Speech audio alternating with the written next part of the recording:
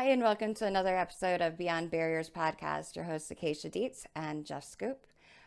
Today, we have with us a very special guest, Josh Stepakoff. In 1999, at the age of 6, Josh was shot in what was known as the North Valley Jewish Community Center shooting. Today, at the age of 28, he speaks out on behalf of gun regulation and offers words of encouragement to young children affected by gun violence. Since then, he has become an activist and works with Women Against Gun Violence, where he serves as a board member and a member of their Speakers Bureau. He is also involved with the Brady campaign to prevent gun violence. Josh has a master's in clinical psychology from Pepperdine University, and he lives in Southern California with his wife and one-year-old daughter. Welcome, Josh. Thank you. Happy to be here. Thank you for joining us. So, Josh, it's really wonderful to see you again. It's been some. If we could tell the viewers a little bit, we first met at the Simon Wiesenthal Center in LA some months back. Yeah, a couple months ago, we had a very unique opportunity to have a conversation that I don't think a lot of people have had or heard. So I'm excited to kind of follow up on that a little bit and dig a little deeper. Yes, same here, and thank you so much. It's truly an honor to have you here, brother, and thanks again for joining us. If you could, for the viewing audience, we're gonna take people back to the 1990s and a very difficult time in your life, and if you could just share a little bit of that, with the way society is, a lot of times people don't remember things from day to day, and the news cycle is so fast. So I think it's really important to revisit what took place, so we don't have things like this happen again, if you don't mind. Totally. Yeah, and it's kind of crazy to think we're coming up on, well, we're over 20 years now since this happened. And so absolutely, I'm sure most people don't remember this.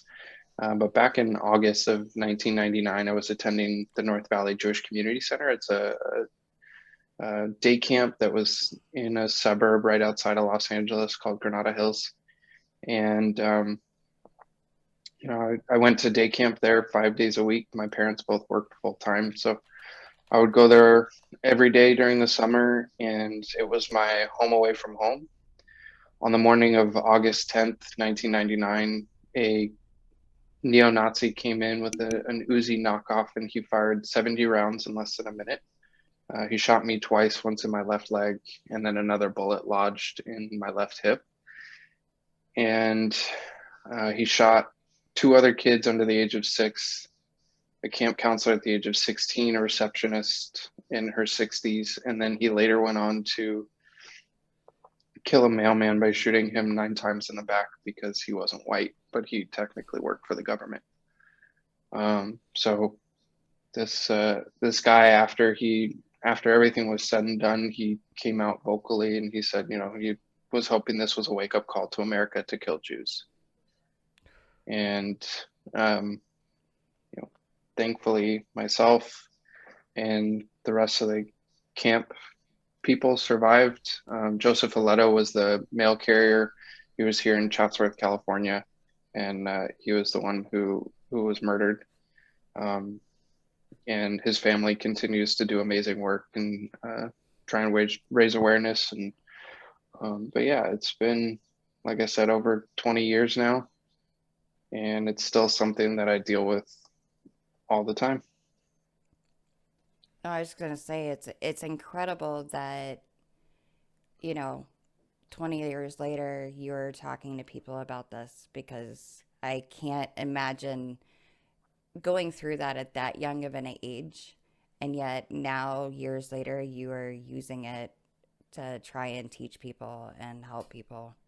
It's pretty amazing. And that's by choice, I feel a sense of responsibility to make sure that these kinds of things don't happen again. Like, people like me need to share a story and make sure that even though 20 years later, it's still a part of the conversation. You know what I mean? And still, but also people need to realize, like, okay, it's over 20 years and there's still things that I deal with. There's still things that I cope with, and there's still issues that I have. So just because everyone else forgot about it, it doesn't mean that it's not a thing anymore.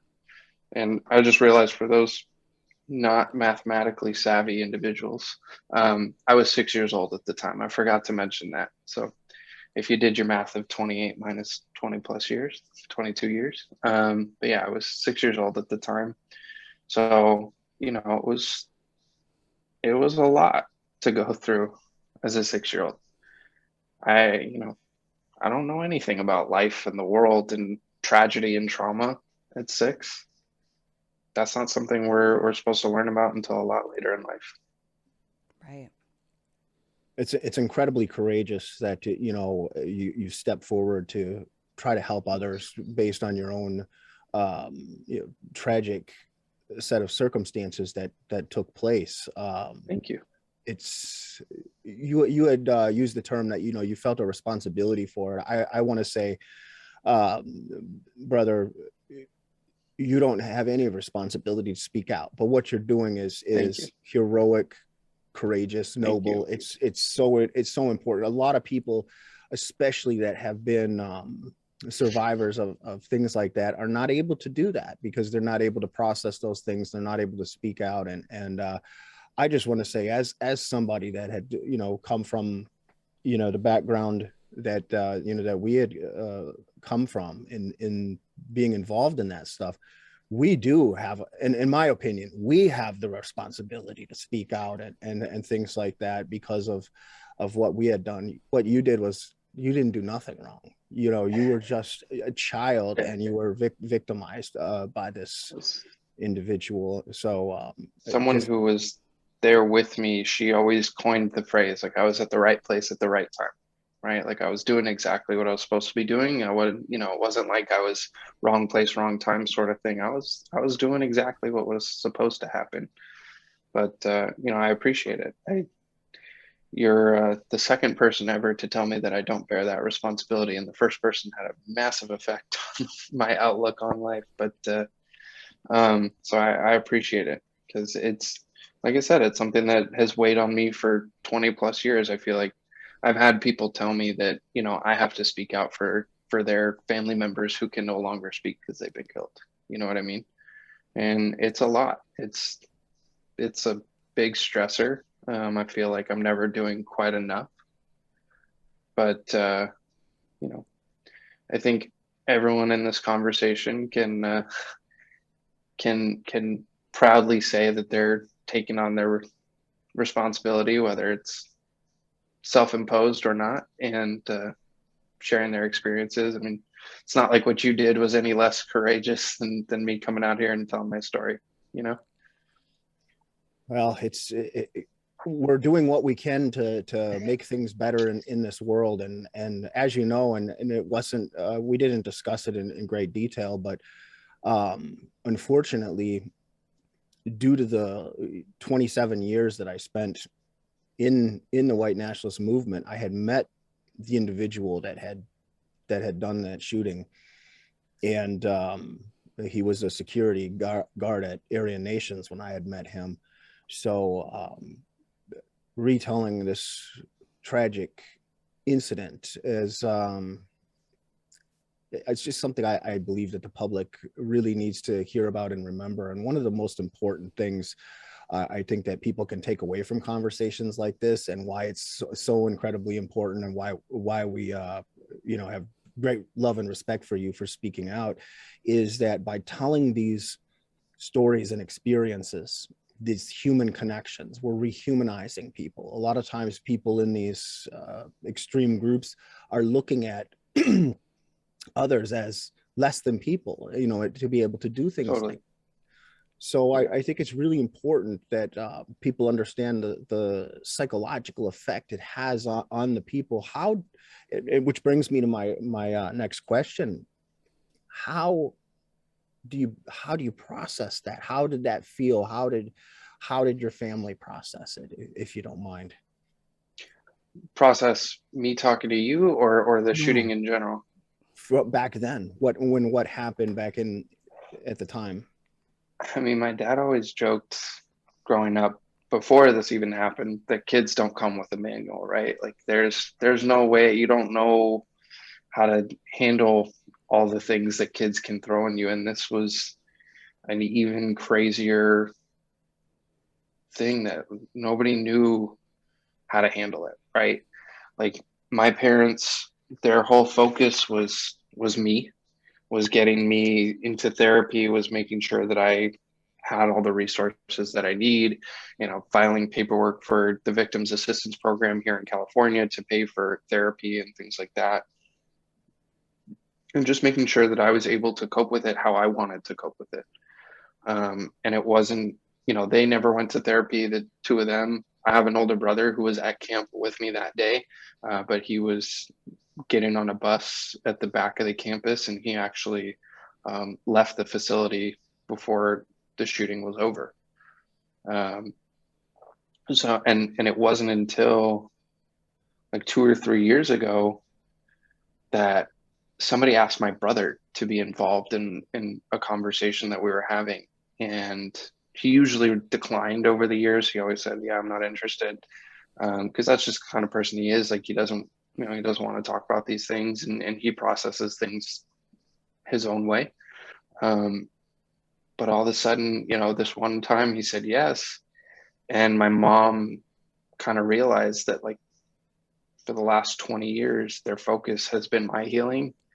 And they like totally didn't even think about my brother.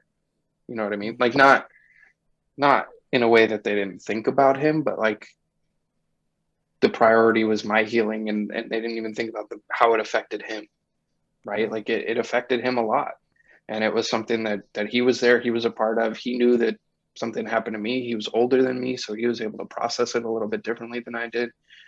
And so it's still, you know, going back to then, like, yeah, we went through the motions. We did everything we had to do to try and heal and get better as a family. But still now, at 20 plus years later, we're finding out new things, and we're healing in a different way. You know what I mean? So it was just trying to go at this as a family, and how, you know, respecting how each member wanted to heal. So, you know, myself and my parents, we wanted to get involved with activism. I saw my parents do that, and that's kind of,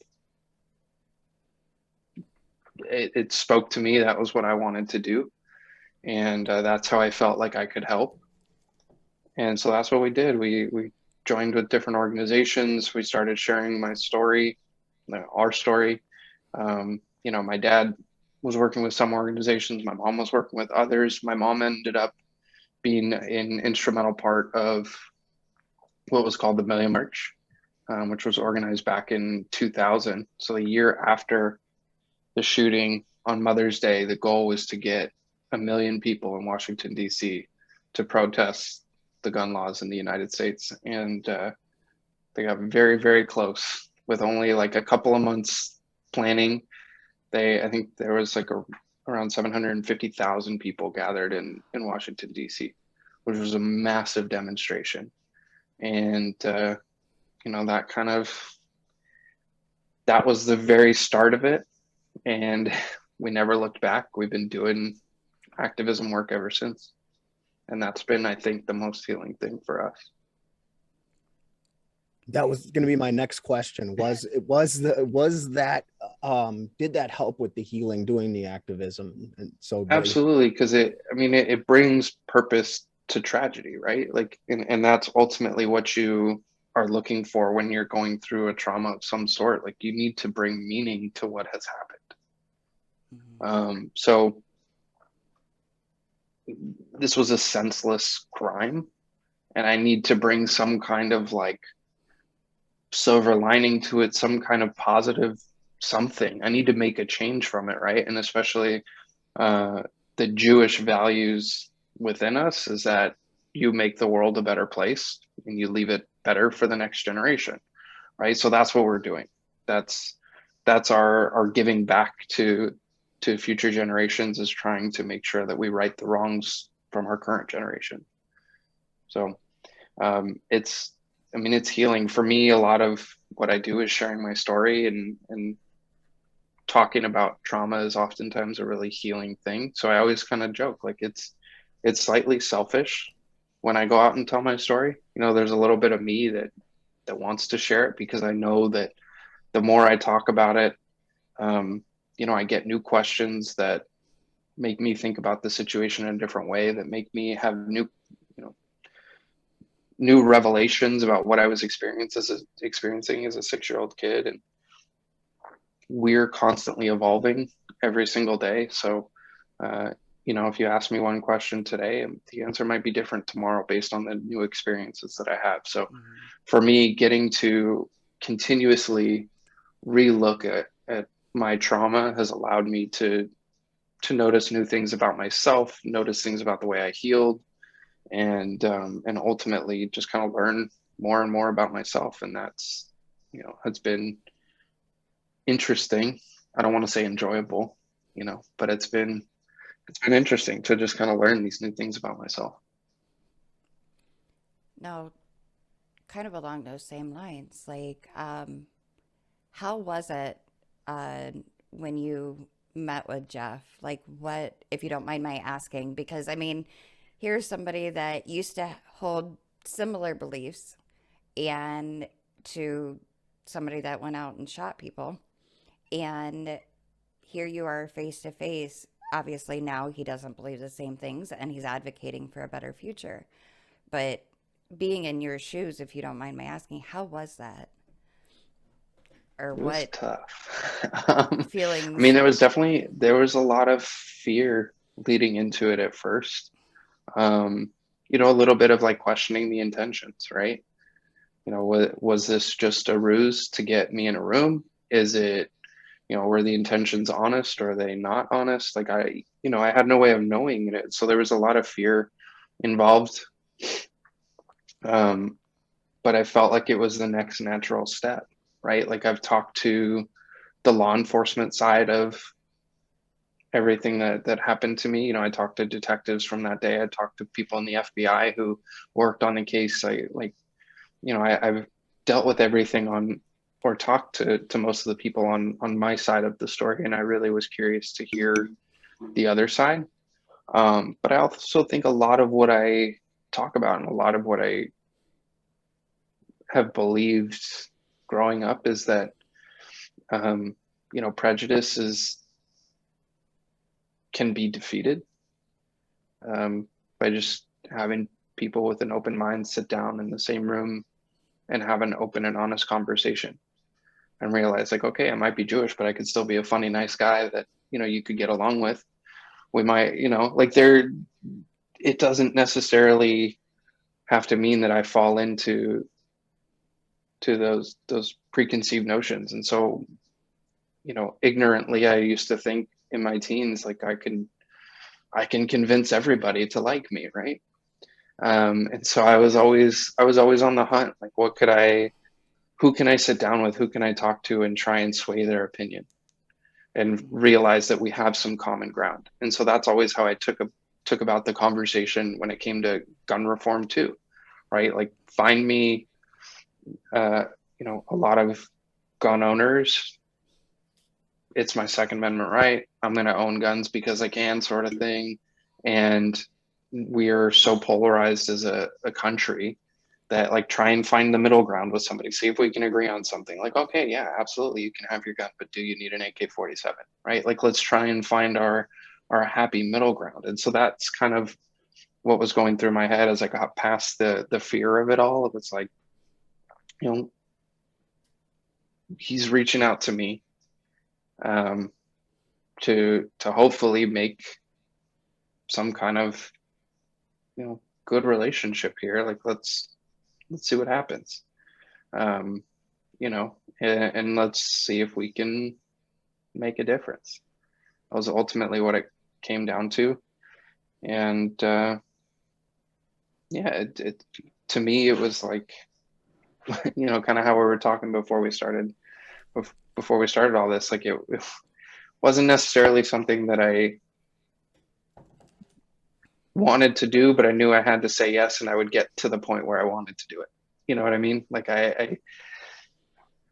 it scared me. I don't like doing things that scare me, but I knew it was the right thing to do. So and we sat down, we had a really, really good conversation, and I was pleasantly surprised. But I think ultimately what I really was excited about was, like you said, he knew the guy who shot me, and I've never met anybody who knew him.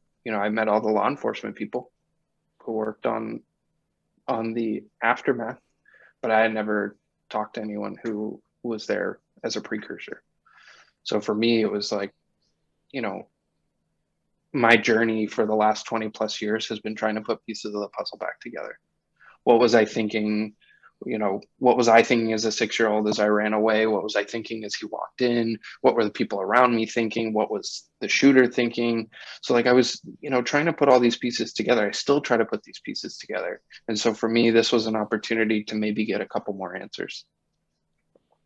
Wow. So once again, I come back to, there's that selfish nature a little bit and everything, but I was curious. I wanted to know more, because there is this big unknown in my life, and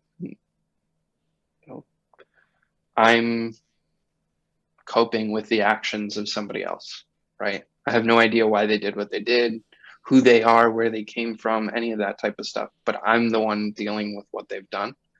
And so if I can try and fill in some of those holes, learn a little bit more about them, try and understand why they did what they did, maybe that'll bring me some kind of peace.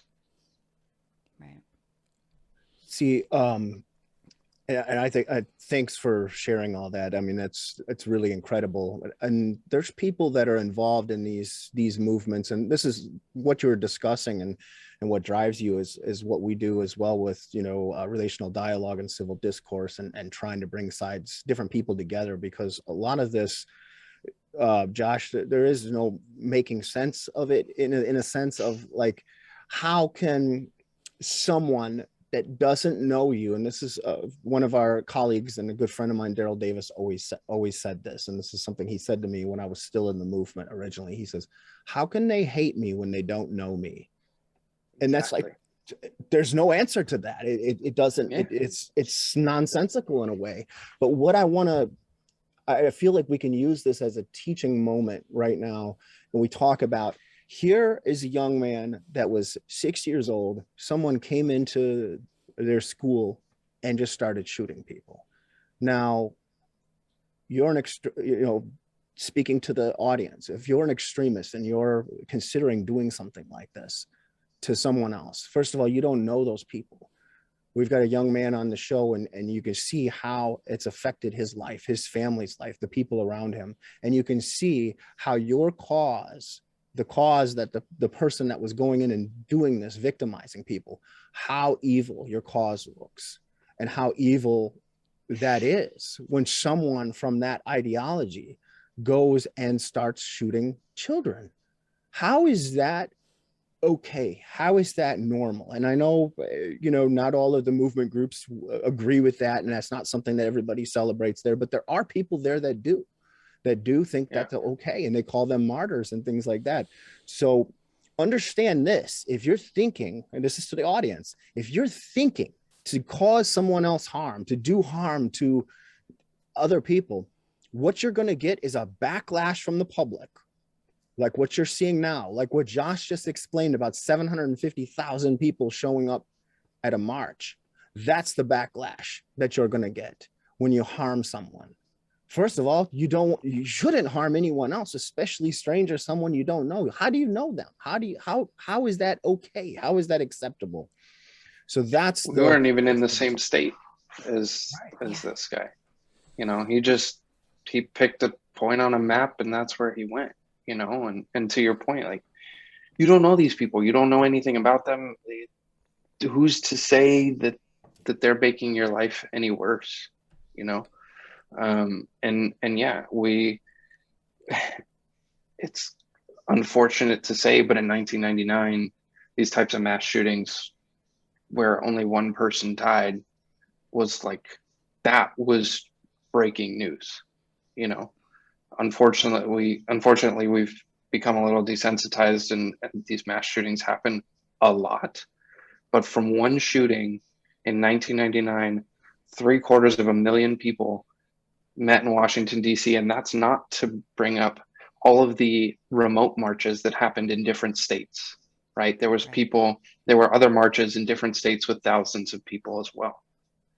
So all of a sudden you had millions of people rallied behind a couple of 6-year-olds, and because of one person's actions.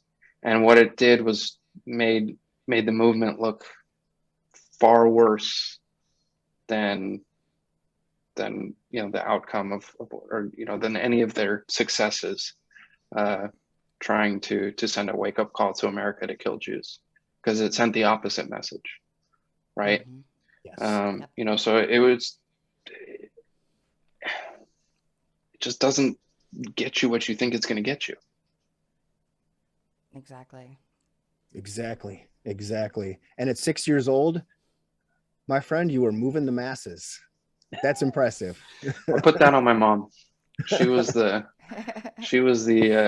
workhorse. Us moms have She a was way the of one doing putting that. things together. Yeah, you don't poke Mama Bear. No, you do not. You mess That's with the your one thing kids I learned. And I wanted to ask you, and you're absolutely right. And I wanted to ask you too, and I think this is a good moment to teach a little bit too about the Jewish faith, because there's so much I learned about the Jewish faith after leaving the movement. I used to think when I was there, I'm an expert on the Jews, and all what I've learned from the Jewish community being out is almost the opposite. It's like in school when you had opposite day, all our kids, we all had that. It was like opposite day, except in real life, learning about the Jewish people. So if you would, talk a little bit about your faith, and you did mention it earlier in the interview and the last time we talked as well about and the word. I know the word, and it's right on the tip of my tongue, Keisha, maybe if you remember it, but like the Tikkun Olam. Is that what you're thinking? Yes. Could you talk a little bit about how your faith helps you in this, and how a little bit about the faith, just for the Absolutely. audience. I mean, Judaism is, like I said, it's a lot like all the other religions. Like it's about, a way to better yourself. It's an opportunity to better yourself. How can you do better for the people around you, for the generations to come, for the environment? Like, what can you do to give back? That is, we're repairing the world for future generations. And we also, we have a tradition called tzedakah, which is charity. The goal, and that's taught from a young age. Like every week when I would go to Hebrew school, you would bring a little bit of money for tzedakah, whether it was 25 cents or 10 cents or whatever it was, and we would save up money. And at the end of the year, you buy food, you donate it to homeless shelters and people in need. Like that was what we were taught from a young age, was how can we take what little means we have and give back to the people around us. It's all about helping people. It's all about bettering yourself as a person, bettering your community. And it's about, tradition. It's all about positivity. We just yesterday was Yom Kippur, which is the Day of Atonement as you start the new year. And it's a day where you fast for 24 hours. And then it ends with a big break fast, right? Like everyone comes together, you've got good food, you've got a good time, you take a bunch of hangry people and you make them happy. Like that's what it's all about. A lot of it is just about having a good time. And it's about being with family and with friends. A lot of Jewish traditions is just about being with family and friends. At the core of it all, it comes down to being a good person and being a good reflection to those around you. So it's hard to fathom that somebody can hate you for that. But like I said, most religions share the same common cores, the same common beliefs, right? Like be a better person. And it's when you take it to extremes that we lose sight of what those initial pillars are of every religion, and that's to be good to yourself and to those around you. And that's ultimately, to me, what Judaism is. And I think that's a lot of fun of the Jewish culture and the Jewish religion, is like a lot of it's open to interpretation. At least for me, I'm a Reformed Jew, so to me, a lot of it's up to interpretation, and it's all about what can, making it work for you, right? So, for example, Yom Kippur, you're supposed to fast for 24 hours to atone for the sins. You ask for forgiveness from those around you, which I thought was actually a really coincidental timing for having this conversation, is that it was falling around the time of Yom Kippur, the day of forgiveness. And so, what I was getting at is you fast for 24 hours, but the religion also tells you that if you have some health reasons or whatever that you can't fast, don't do it. It's bad for you, right? So like there's this little bit of, there's an understanding that we're just human beings, and while religion is important and it's a very special part of our lives, it's not the end all be all. It doesn't make up 100% of who you are. There are other things that happen in life, and you have to accept that. And to me, that sums up Judaism so well, right? Like, it's an understanding and forgiving religion, and that's what it is. It's faced nothing but persecution forever, and we still always come out with positive attitudes and forgiveness. And beautifully stated. And that is one thing that I really admire about the Jewish people, especially the ones that I've met, the friends that I have from the Jewish community. I was shocked at the ability to like forgive and kindness and nothing what I expected, Josh. It was unbelievable. You take care of your people, Yeah. Really, really incredible. How, considering everything that you've been through and all you do in the activist life and all that, as a young father, raising a child, how do you, boy, how even to word this question? I want to say, does the activism and your past experience, does it play into how you do parenting now, and how you look at life now? Yes. Short answer, yes. I never understood it until I became a parent, right? But like, I want her life to be perfect, and this, I can tell my story 1,000 times. You're not going to get any waterworks out of me. You bring her up, here it comes. I've been asked this question a couple of times, and my answer changes, but part of me just doesn't even want her to know the life that I had before her, right? Like, I don't want her to know that sort of evil existed in the world, and I hope that she grows up in a world where it's not the case. She doesn't know about things like that. She doesn't know that somebody could come and attack you purely for your religion, right? So as a parent, like, all I want is to make her laugh and smile and protect her and keep her life positive. And that, now I understand like what my parents' struggle was when they sent me off to camp. And they told me for all these years, like, and they believed too that they could protect me, and now all of a sudden they realize they couldn't. Yeah. Right. And so I dread that day,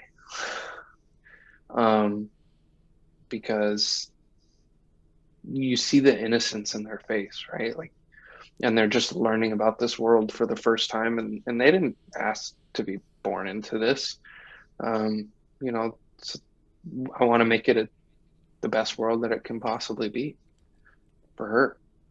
I want her to experience nothing but joy. I hope that she never has to experience the same kind of traumas that I experienced. But deep down, I know that everyone's going to experience trauma of some sort. I just hope hers is a little bit different. Yeah, and a lot of times, like you said, we don't realize it until we become parents ourselves. And then, we want, all we want is the best for our children. And to be honest, like you are doing everything that you can to ensure that her future is different from yours. So, Thank you. if anything, you can have peace in knowing that, you know, like you said, Thank you. it's hard. Like, as a parent, like, we don't want our children to have to deal with anything that we've dealt with in our past, especially traumas of any sort. And, there's, I have three boys, and it's like, Good luck I to don't you. want them to. Yeah, thank you. I need it. I don't want them to have to deal with the ugly horrors of the world. And two of them are teenagers now, and it's just like, they've dealt with some things on their own, and it's just like you want to build this umbrella of shelter over them, but if you shelter them too much, then they're gonna realize some of the horrors of the world Yeah. and not know how to handle it. Yeah. But like I said, at least you can have peace in knowing that you are doing everything you can to help ensure Thank you. that her future is different than the one that you grew up in. Yeah. That's really all I can try and do. It's, as I said before, coming back to it, there's no manual for how to raise a kid, and there's no No. manual on how to be a good person. It's just you do what you got to do, right? Like it's, um, and kids kind of reinvigorate you a little bit and bring some of that passion and that fire back, and yeah, hopefully together we can make it a better world for them. Absolutely. Coming back to that, you make the world a better place for the next generation. Yep. Absolutely. And Josh, speaking out and telling these stories, I know it's difficult, and you know, but the people out there are that need to hear the message the most, sometimes when they hear stories about people that have gone through these things, personal stories, not reading in a book something that happened long before they were born, but actually hearing from individuals that had went through these things, I believe, and just from our work in de-radicalization and disengagement, is that we've seen a lot of people when they're able to make that human connection, and they're able to break through that and reconnect with humanity, that it's a life changer. I could say, I'm sure Acacia would agree too, in our own experience from leaving extremism and going forward. Reconnecting with humanity is such a beautiful thing, and it's like your life reopens up, and you have these feelings again, and you see the world through clearer eyes. So it's so important, I feel like. I just want to, I know you don't need the encouragement, but I want to say, it is so awesome that you and all of the other people too that have experienced this, and I don't like to use the word victim, isn't probably the appropriate word, but survivor. There's a lot of people who will give you some flack for that word, Victim? the V word. Yeah. Yeah. Right. Yeah, that's not the right word. Survivor, right? Yeah. Survivor. You go through hell and back. You survived. Yep. And no, I appreciate it.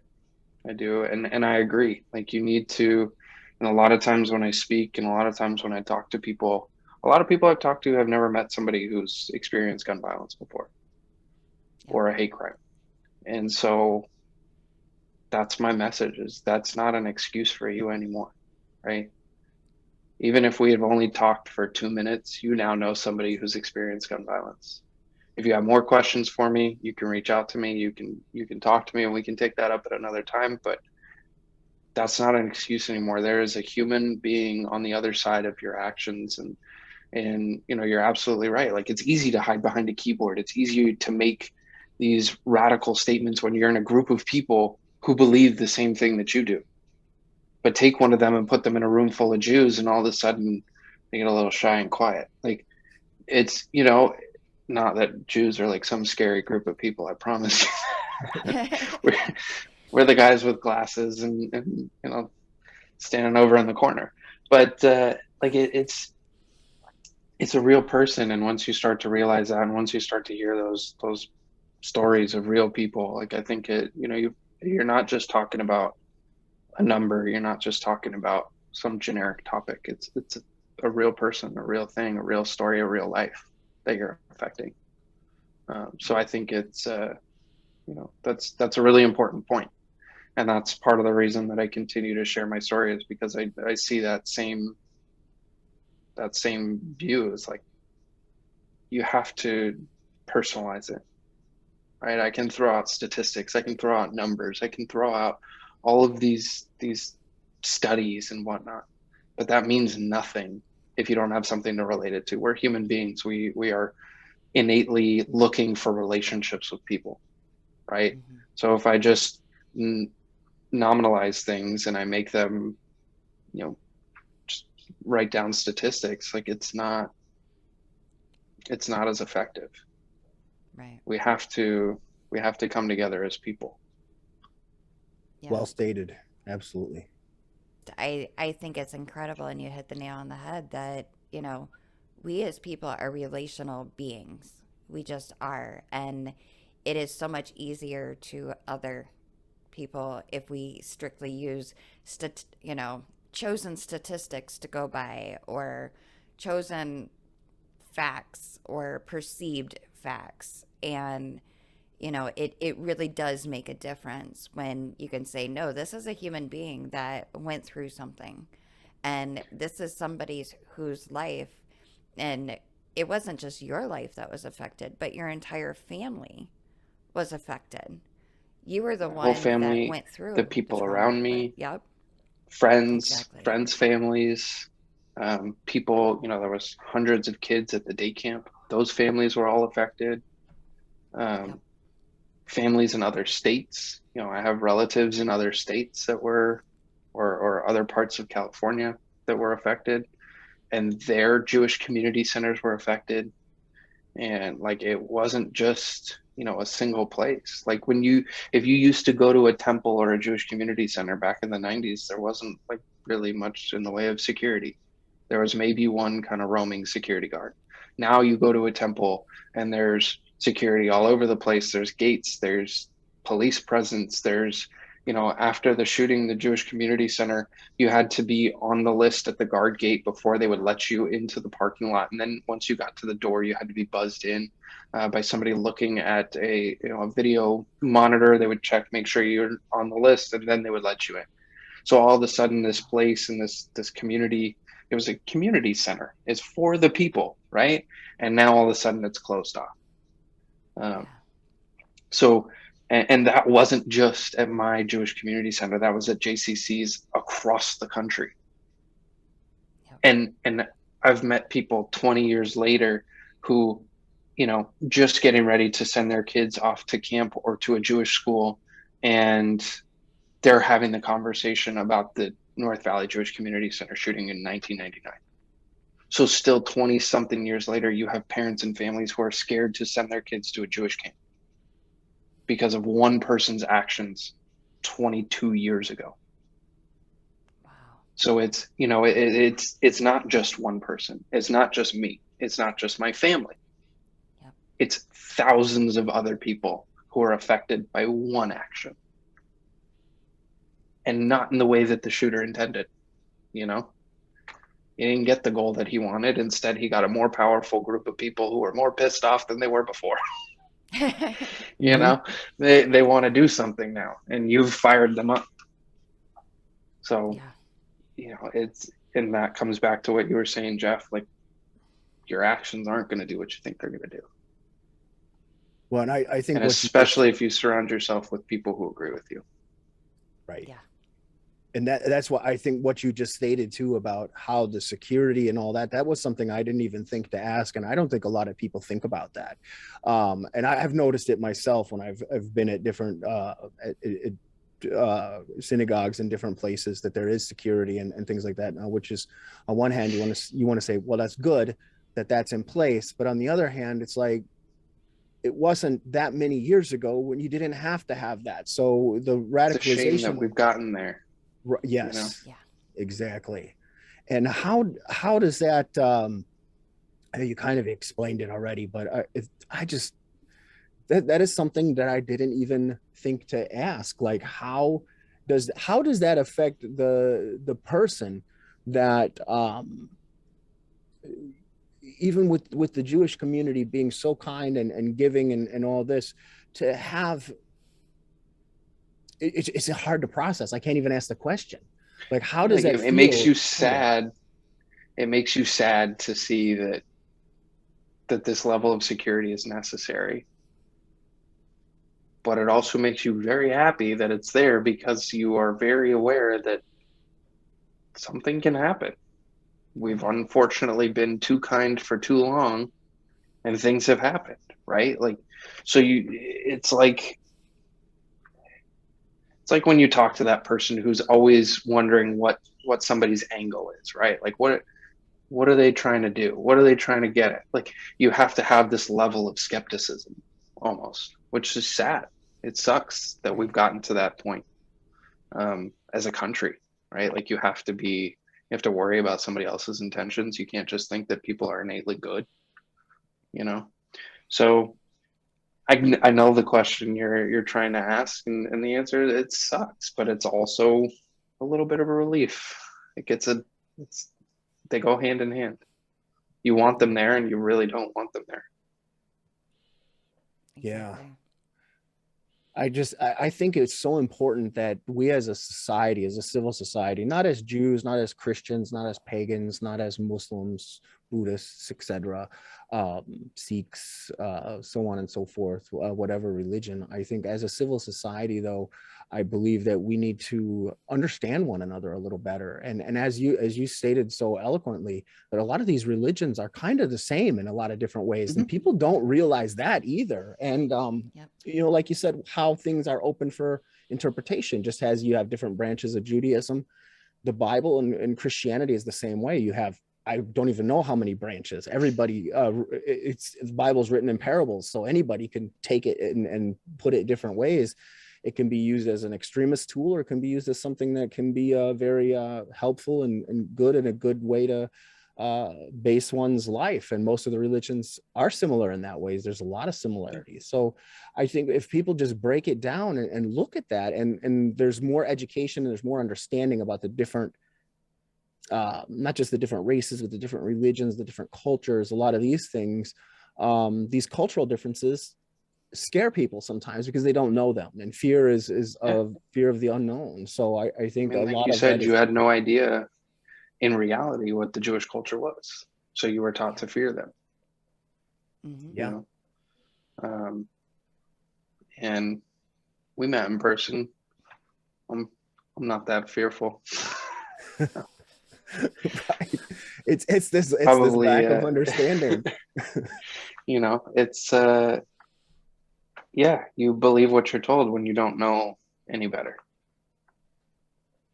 So you know, that's why, coming back to what was I feeling when you and I first spoke? Like, I felt like part of this was a necessity, right? Like, you don't know what you don't know, and so this is my opportunity to maybe teach people a little bit about who Jews are, who I am, show that we can get along, we can have fun, you know, we can have a good time, we can agree, we can disagree, and it's all okay. It's not, you know, at the end of the day, you've got, you know, you're a parent, a son, you're a daughter, a parent. We all have the same relationships in some way, shape, or form to people around us. And when you break it down like that, you realize that we're all just this, you know, we're all the same. Those little differences don't really matter anymore when it comes down to what we're all really after in this life. You know, a better life for our children, a better, you know, happiness and contentment, and that's universal, man. That's humanity. That's like, if there's one message a person could take away from this talk today, and any of these lessons that we're speaking about, it would be that, you know, to reconnect with one's humanity. Is there Absolutely. anything else that you'd like to share, Josh, that or that you'd like to state to the listening audience about your experiences? In all honesty, all I want to say is thank you. I think what you're doing is an incredible thing. I think what you've done with your life in general takes more courage than I could ever fathom. And what you're doing is really admirable work, and I appreciate everything that you do. I think we need more people like you, and I think that what you're doing there's no words. Like it's just incredible. And I hope that this gets through to at least one person, right? Like that's all we can really hope for. But the conversations you're having, the people you're meeting, and the work that you're doing is second to none. Like it's just we need more people like you. Ultimately, is what it comes down to. And so I appreciate everything you're doing. I appreciate you having me on the call, and I hope we can do it again. We can keep this going. We can keep building, and for the sake of everyone's future, we want to see a better world, and that's ultimately the silver lining for me too, right? Like a lot of people want to know what my final take is and what my outcome is, and in all reality, I've lived a phenomenal life, in part because of my actions, but also in part because of the opportunities that were handed to me because of what somebody else did, right? Like I never would have met you. We never would have had this conversation had this not happened to me. And so I'm very grateful for the things that I've gotten to do, for the people I've gotten to meet, for hopefully the lives that I've affected. To me, that's all worth it. And I hope that somebody who's going through hard times can take a look at this and say like, okay, it's on me to make it better, but I can. There's ways to make it better. You just got to commit to it. You got to work hard. It's not easy, but you can, not to sound like some cheesy like wall art, but you can do whatever you want to do. This is if you set your mind to it, if you really want to do it, if it's that important to you, you'll do it. I'm sure if I asked you 20 years ago if you saw yourself getting out of the movement, that answer would be hell no. And over time, something clicked, and you put your mind to it, and you faced a lot of backlash, and you did what a lot of people would call the unbelievable, and now you're doing something for the better. So I think both of us have that kind of general theme in our lives, and just kind of taking the crap that you're dealt and doing something better with it. 100%. Everything you just said, mutual as well, man. I'm so inspired by you and the courage and the work that you do. And there's so many people out there, Josh, that are inspired by it, that you will never know. None of us may ever know how many lives we're touching, but it's being all I done. can hope for. It's so incredible, man. Thank you so much. And thank you. Thanks for having me. Acacia, it was great to meet you. You too. Thank you so much. I appreciate it. Yeah, it was great to be on here. If we ever want to do a follow-up, you know how to find me.